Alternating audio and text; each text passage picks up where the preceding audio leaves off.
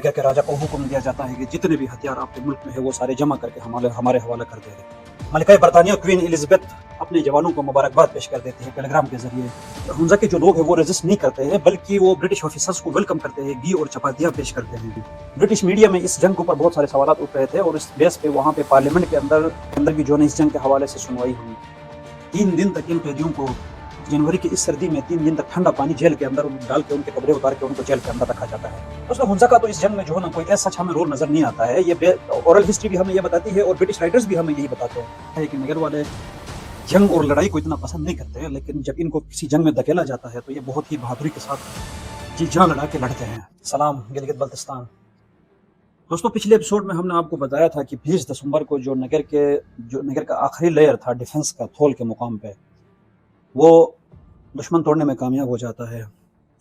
और उसके बाद बहुत सारे नगर वालों की शहादतें होती है, फिर बहुत सारे गिरफ्तार होते हैं। और नगर में भी आगे क्या डिफेंस होना था, जितने भी जो लड़ने वाले जवान थे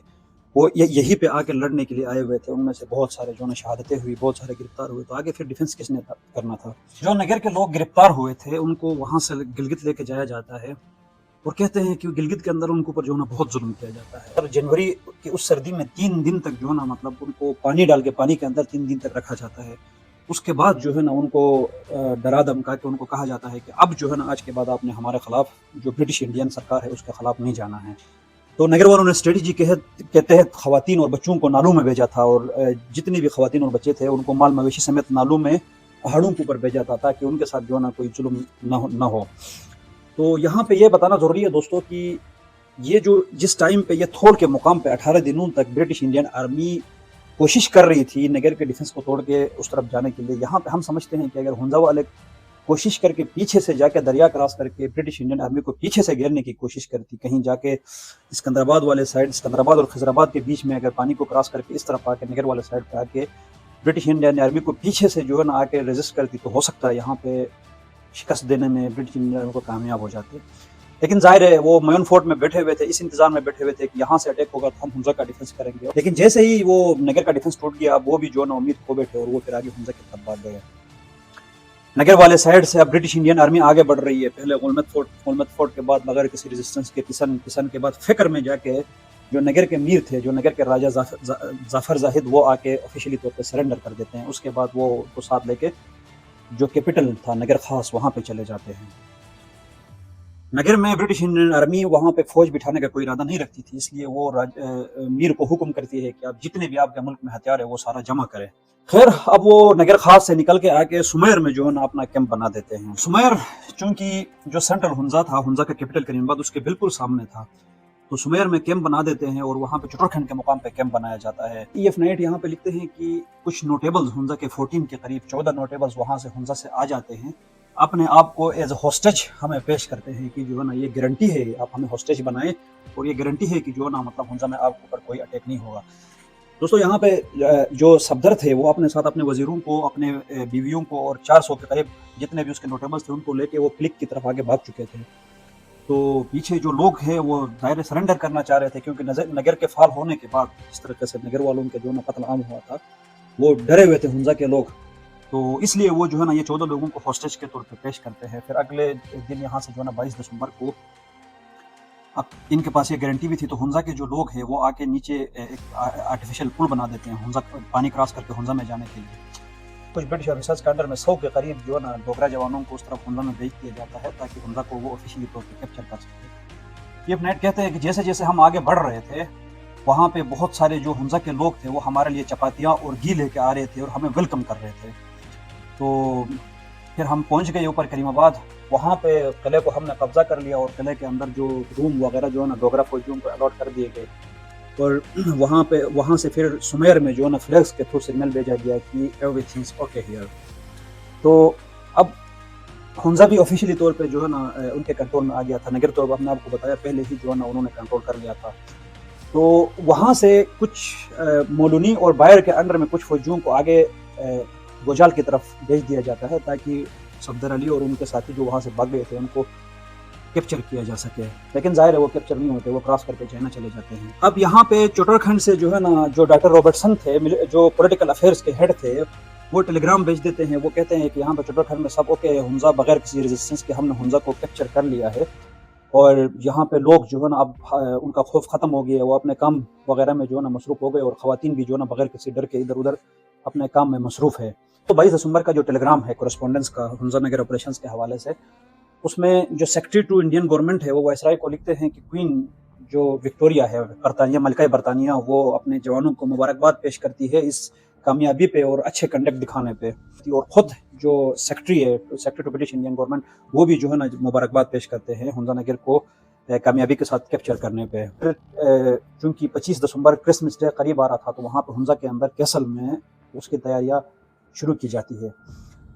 تو دوستو اب آفیشیلی طور پہ Hunza Nagar British Indian government تھی، اس کے جو ہے نا اس کو سرنڈر کر چکی تھی۔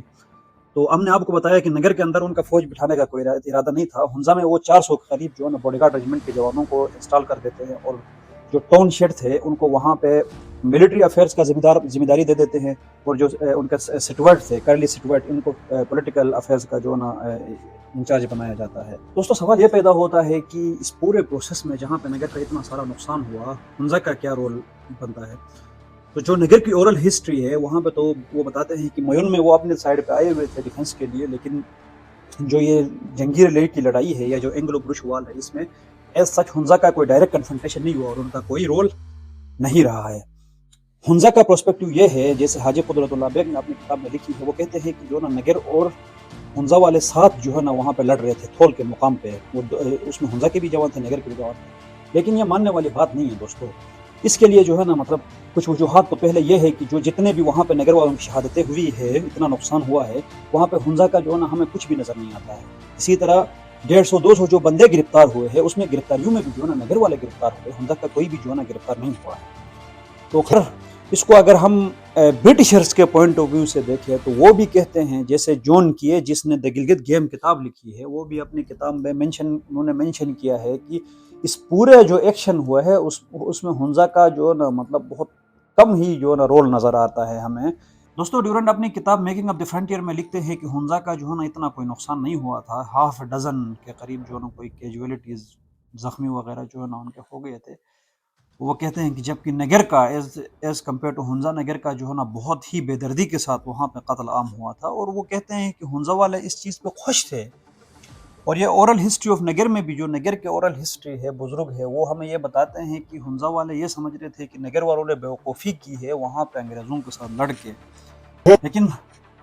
حقیقت تو یہ ہے دوستو کہ یہ جو لڑائی تھی یہ ہنزا اور نگر کی انڈیپینڈنس کی لڑائی تھی۔ جون کی اپنی کتاب میں لکھتے ہیں کہ دو انڈیپینڈنٹ اسٹیٹ، ان کے اندر سے آپ زبردستی روڈ لے کے جانا چاہ رہے ہیں، اس کا مطلب تو یہ ہے کہ آپ ان کے انڈیپینڈنس کو چیلنج کر رہے ہیں۔ اور پورے پروسیس میں ہم نے آپ کو بتایا کہ ایٹیٹیوڈ بھی جو ہے نا ہنزا کا بہت ویلکمنگ رہا، انگریزوں کو انہوں نے گھی وغیرہ پیش کر کے جو ہے نا ویلکم کیا، جبکہ نگر کے حوالے سے قراقرم ٹرانزیشن میں جو چیپٹر ہے دی بیٹل آف نیل فورٹ، وہاں پہ یہ چیز مینشن ہے کہ پولس و شیار کے مقام پہ کچھ نوٹیبلز نے وہاں پہ ڈرائی فروٹس وغیرہ جو ہے نا ان کو برٹش انڈین آرمی کو پیش کی، جبکہ ہنزا میں جو ہے نا مطلب بہت زیادہ ان کو ویلکم کیا گیا۔ ہو سکتا ہے یہ پاسبل ہے، یہ اورل ہسٹری میں بھی جو ہے اس کے ہمیں کچھ آثار نظر آتے ہیں کہ جو عزور خان تھے اور وہ اور صفدر علی، چونکہ آپس میں ان کی رشتہ داری بھی تھی، تو وہ ہو سکتا ہے جنگ سے پہلے آپس میں کوپریٹ کر رہے ہوں کہ ہم کس طریقے سے ڈیفنس بنائیں گے، یا پھر ان کا آپس میں یہ ڈیسائیڈ ہو کہ میون والے سائڈ پہ ہم ڈیفنس کریں گے، اس سائڈ پہ آپ ڈیفنس کریں۔ تو ہم نے آپ کو بتایا تھا کہ جو راجہ سکندر تھے وہ خود برٹش آفیسرز کے ساتھ جو ہے نا مطلب جو برٹش انڈین آرمی تھی ان کے ساتھ تھے اس پورے آپریشن میں، اور ان کے جو وزیر تھے، وزیر سلطان علی، وہ بھی۔ اور ہنزا والے بھی جو ہے نا یہی کہتے ہیں، ہنزا والوں کی جو اورل ہسٹری ہے اس سے بھی ہمیں یہ پتہ چلتا ہے کہ وزیر ہمایوں جو کہ غزن خان کے وزیر تھے، وہ جب صفدر علی نے ہنزا کو کیپچر کیا تو وہ بھاگ کے چترال چلے گئے تھے، چترال سے ان کو بھی لایا گیا تھا، اور وہ بھی برٹش انڈین آرمی کے ساتھ تھے، اور وہ جو ہے نا ہنزا کی طرف ان کو گائیڈ کر رہے تھے۔ دوستو اب ہم چلتے ہیں اس پوری ویڈیو کی جو ہے نا کنکلوڈنگ ریمارکس کی طرف۔ تو دیکھیں ہنزا اور نگر کے لیے یہ انڈیپینڈنس کی لڑائی تو تھی ہی۔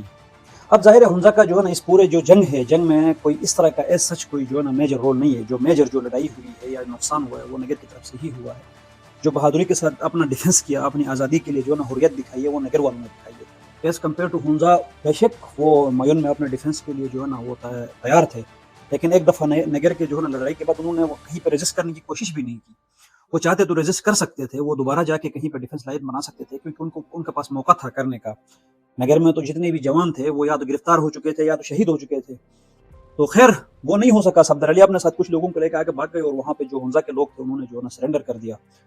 لیکن اس کا یہ بالکل بھی مطلب نہیں ہے کہ اس جو برٹشرز آئے تھے وہ صرف نگر کے لیے آئے تھے. نہیں دوستو, وہ ہنزا کے لیے بھی آئے تھے. پچھلے ایپیسوڈ میں ہم نے یہ ذکر کیا تھا کہ ہنزا کی جو اسٹریٹجک پوزیشن تھی وہ بہت اہم تھی. وہ رشیا کے ساتھ بھی بارڈر کرتا تھا اور چائنا کے ساتھ, اور ہنزا کے دونوں کے ساتھ تعلقات بھی تھے. جبکہ نگر کے جو تعلقات تھے وہ ٹوٹلی جو ہے نا کشمیر کے مہاراجا کے ساتھ ان کے تعلقات تھے. رشیا کے ساتھ چائنا کے ساتھ نگر کے کوئی تعلق نہیں تھا.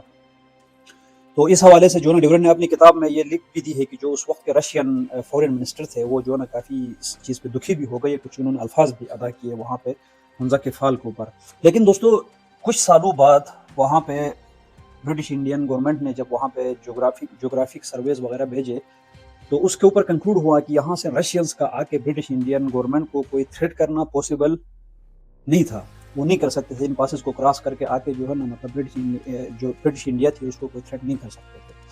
لیکن جیسا بھی ہوا, اب یہ جو ہے نا جو کمپین ہے تو اس پہ کچھ لوگوں کا جو ہے نا یہ کہنا ہے کہ یہ تو کوئی لڑائی ہے نہیں, یہ کوئی جنگ ہے ہی نہیں, یہ ایک جسٹ کمپین ہے. دیکھیں دوستو, کمپینز یہاں پہ ان پہاڑیوں میں بہت سارے برٹشرز نے کیے ہیں, جس میں چترال شامل ہے, جس میں جو ہے نا چلاس کے اندر انہوں نے کمپینز کیے, اور جگہوں پہ پہاڑی علاقوں میں انہوں نے بہت سارے کمپینز کیے. لیکن واحد یہ نگر کے مقام پہ جو لڑائی ہوئی ہے ہنزا نگر کمپین کے دوران, اسی نگر کے مقام پہ لڑائی میں ان کے 3 برٹش آفیسرز کو وکٹوریا کراس ملے ہیں, ایک برٹش آفیسر کو ڈسٹنگوشڈ سروس آرڈر ملا ہے. تو یہ برٹش آفیسرز کی بات کر رہے ہیں. نہ جانے کشمیری جو آفیسرز تھے ان کو انہی کے برابری میں جو ہے نا ان کے اپنے جتنے بھی بڑے ایوارڈز تھے وہ مل گئے ہیں. تو اب دوسرے کمپینز کے اوپر چترال کمپین یا جو چلاس کا کمپین ہے اس میں دیکھیں تو 9 وکٹوریا کراس. اس کے علاوہ بہت سارے برٹش آفیسرز کو جو ہے نا مطلب ترقی مل گئی. خود ڈیورن کو جو ہے نا مطلب ترقی مل گئی اس لڑائی کے بعد. ایک طرف یہاں پہ یہ چیزیں ہو رہی تھی تو برطانیہ میں بھی جو ہے نا اس کے اوپر بہت سارے سوالات اٹھائے جا رہے تھے. اس ملٹری جو آپریشن ہوا ہے اس کے اوپر کہتے ہیں کہ ڈاکٹر لیڈنر نے روٹرز کو جو ہے نا ایک انٹرویو میں کہا کہ جو ہے نا یہ درد اسٹیٹ کو آپ کیوں تنگ کر رہے ہیں, یہ جو ہے نا بغیر یہ کوئی یہاں پہ جنگ ہونی ہی نہیں چاہیے تھی, آپ یہاں سے جو ہے نا ہٹ جائے اور ان کو اپنے کام اپنی زندگی جینے دیں. اسی طریقے سے جو ہے نا برٹش پارلیمنٹ کے اندر جو ہے نا ہیئرنگ ہوئی. پہلے وہاں پہ جو کرزن تھے, لارڈ کرزن, وہ اپنا بتا دیتے ہیں کہ جو ہنزا نگر کی لڑائی ہے یہ انیویٹیبل ہو گئی تھی. وہ ساری چیزیں اپنا پیش کرتے ہیں, جیسے ہم نے بتایا کہ رشیا کو روکنے کے لیے بہت ضروری ہو گیا تھا, اور یہاں کے جو لوگ جو ٹرائب مین تھے ہنزا نگر کے وہ باغی تھے, تو یہ جنگ ایک طریقے سے انیویٹیبل ہو گئی تھی.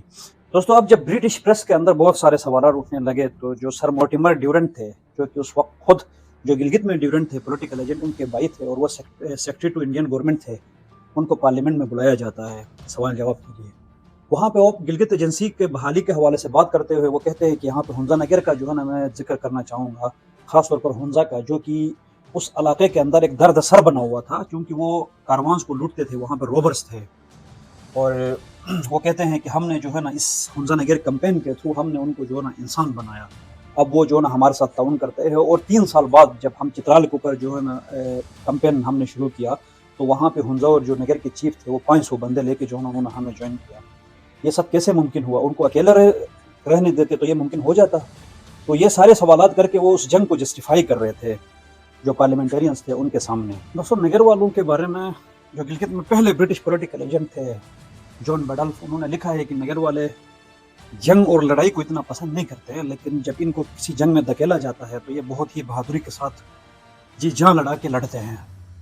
اور یہ بات ظاہر ہے جان بیڈلف تو نہیں تھے, ان کی جگہ پہ جو نا کئی سالوں بعد وہاں پہ ڈیورن کے انڈر میں جو لڑائی ہوئی ہے, یہ جنگی ریلیٹ کی لڑائی ہوئی ہے, اس میں نگر والوں نے یہ بات واقعی میں ثابت بھی کر دی ہے. لیکن بدقسمتی یہ ہے دوستوں کہ اب ظاہر ہے نگر میں جو ہے نا راجہ عزور خان وہ گرفتار ہو کے ان کو ایگزائل میں کشمیر بھیجا گیا, تو اب وہ وہاں پہ نہیں رہے, ان کی جگہ پہ اسکندر اور ان کے والد ظافر زاہد جو ہے نا حکمرانی کر رہے تھے. تو انہوں نے یہ سارے جو ایونٹ تھا اس کو کنٹروورشل بنایا, اور انہوں نے کہا کہ جو ہے نا یہ ساری اس عزور خان کی اس کا کیا ادارہ ہے. ہونا تو یہ چاہیے تھا کہ نگر والے اس ایونٹ کو, جو کہ بہت ہی ان کی نگر کی تاریخ میں بہت ہی جو ہے نا ہسٹورک مومنٹ تھا, اس کو سیلیبریٹ کرتے ہر سال, اس کی برسی مناتے, اس کی اپنے شہیدوں کو یاد کرتے. لیکن اس کو پولیٹیسائز کیا گیا, اور جو غدار بعد میں وہاں پہ حکمران بن گئے تھے ان کے ہاتھوں جو ہے نا نگر والے اس چیز کو سیلیبریٹ نہ کر سکے, جو کہ بہت ہی بدقسمتی کی بات ہے. ہم سمجھتے ہیں اگر یہ ایونٹ اس طرح کی بہادری ہنزا والوں نے دکھائی ہوتی اس لڑائی میں تو شاید ہنزا والے ہر سال اس کو عظیم شان طریقے سے جو ہے نا اس کو منا لیتے ہیں. لیکن یہ نگر کی بدقسمتی رہی ہے کہ وہ اس ایونٹ کو اچھے طریقے سے جو ہے آرگنائز کرنے میں, یاد کرنے میں, اپنے شہداء کو یاد کرنے میں, اپنے جو آباء و اجداد کی بہادری ہے اس کو دنیا کو بتانے میں ناکام رہے ہیں. इवन हिस्ट्री के ऊपर आप नज़र दौड़ाए तो जो है ना ओरल हिस्ट्री तो है, लोगों को ये कहानियाँ पता है, लेकिन रिटन में जो है ना नगर की तरफ से कोई काम नहीं किया गया है। इसी तरीके से जो है ना ये हमें शुक्रिया अदा करना चाहिए कि जितने भी ब्रिटिश अंग्रेज़ अफसर्स हैं उन्होंने जो ना न जाने कितनी किताबें लिखी है इस जंग के ऊपर, तो उनकी वजह से जो है ना ये हिस्ट्री हम तक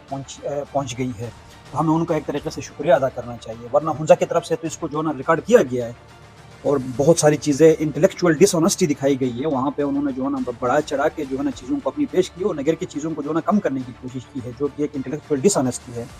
तो हमारे वीडियो ये जो पूरे हमने सीरीज़ बनाए, इसका मकसद भी यही था कि हम आपको ये तारीख़ के हवाले से जो है ना सच्चाई बता सके, हक़ाइक़ आपके सामने रख सके। इसके लिए हमने बहुत सारी किताबों से जो है ना मवाद इकट्ठा किया और हमने कोशिश की है कि जो है ना हुंजा का पर्सपेक्टिव, नगर का पर्सपेक्टिव और न्यूट्रल पर्सपेक्टिव क्या है इस जंग के हवाले से। तो दोस्तों ये थी एंग्लो बुर्श वार की कहानी। तो हमने 3 एपिसोड्स में आपको ये बता दिया। प्रोग्राम देखने का बहुत बहुत शुक्रिया। दोस्तों अगर आप इस जंग के हवाले से जो 20 दिनों की जंग है उसकी स्टोरी सुनना चाहते हैं तो वो एपिसोड 2 में हमने आपको बताया। उसके अलावा जो जंग की शुरुआत कैसे हुई और गिलगित बल्तिस्तान की जनरल हिस्ट्री के ऊपर हमने इसी सीरीज़ के एपिसोड 1 में बताया है।